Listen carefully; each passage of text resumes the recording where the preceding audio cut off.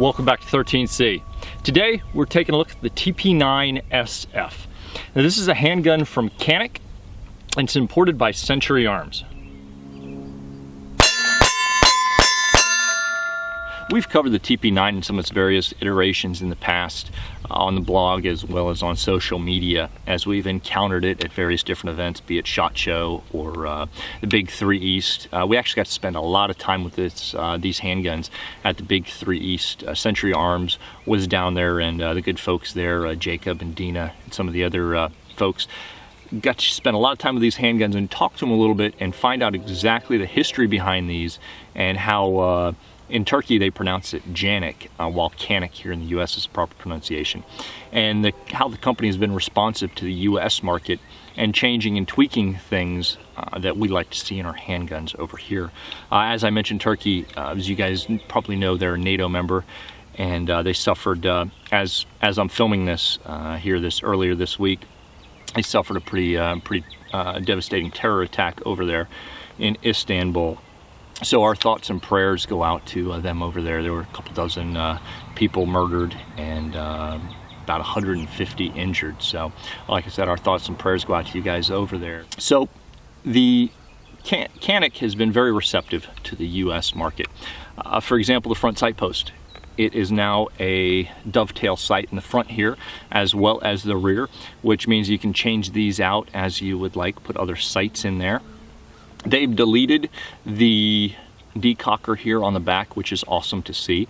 I didn't necessarily dislike it, but for my purposes, it was absolutely useless, the decocker feature. There's some people who like it. 6 one way, half a dozen the other, I suppose, but it's nice to see it deleted off of here. And because they did, you can actually put longer rear sights on there, which is nice to be able to have that feature as well. The back strap is replaceable on this guy. The finish on this is pretty impressive. They use a phosphate finish, and then on the top of it they put Cerakote.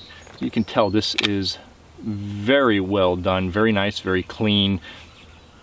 Of course, you see a lot of dirt and grime in there. 300-400 rounds at least through this guy so far, and it's been absolutely flawless. I haven't cleaned it. I don't have any plans on cleaning it yet. While we're talking about finishes, the magazines are from Metgar. They have a vapor deposit on here, which should hold up very well and be pretty resistant to corrosion as well. Metgar makes a lot of OEM magazines for a number of different companies. They do a really good job on magazines, so it's nice to see those included. The handgun does come with 2 18-round magazines.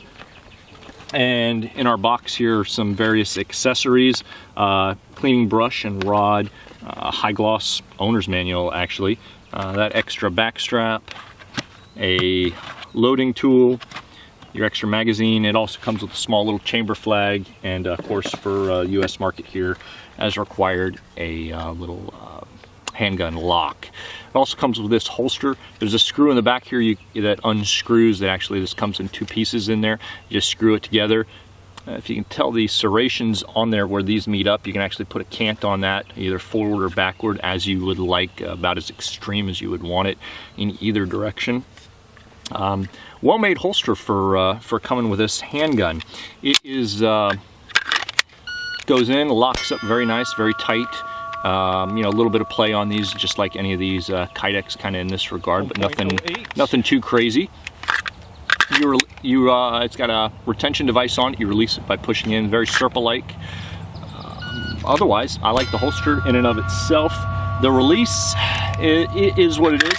You guys know, for novices, beginner shooters, there's always a caveat that when you go to draw this, you need to use the pad of your finger or your knuckle if your finger is long enough. You don't want to use the tip of your finger, because then you run the risk of pushing in on that and then under stress your finger diving into the trigger area here prematurely. So keep that in mind if you're going to use that. The assembly of this handgun is very straightforward. Make sure it's unloaded.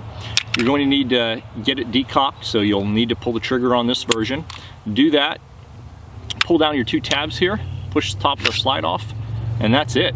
As you can tell, it's pretty dirty in there. I haven't cleaned it yet.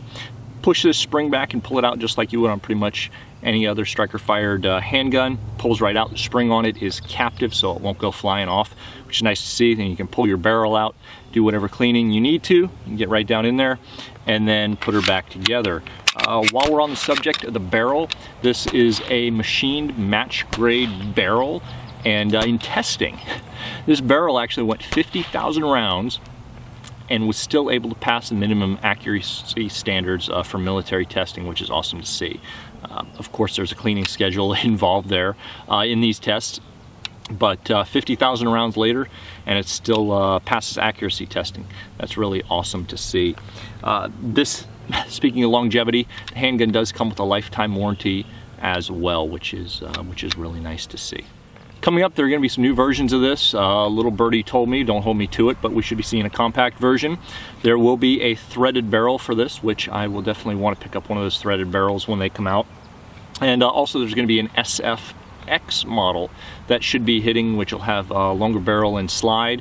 It'll come with funneled magazine well, I believe, extra base plate on it, so you'll have 20+1 rounds, and then a pre-milled slot for an RMR on their red dot, which will be really nice to see as well. So price point on that, from what I'm hearing, is going to be very very competitively priced, just like the price point for this guy.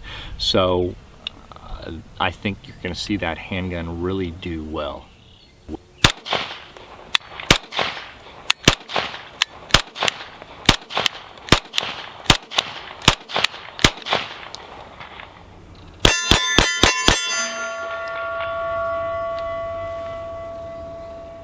Subscriber reached out to me earlier this week, a young fellow just getting started out in college, looking for a carry gun, just getting his license to carry, something for home defense as well. He wants to target shoot with it.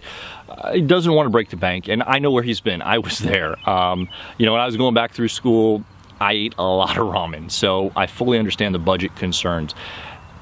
The TP9SF here is one of the handguns that I recommended that he should take a hard look at.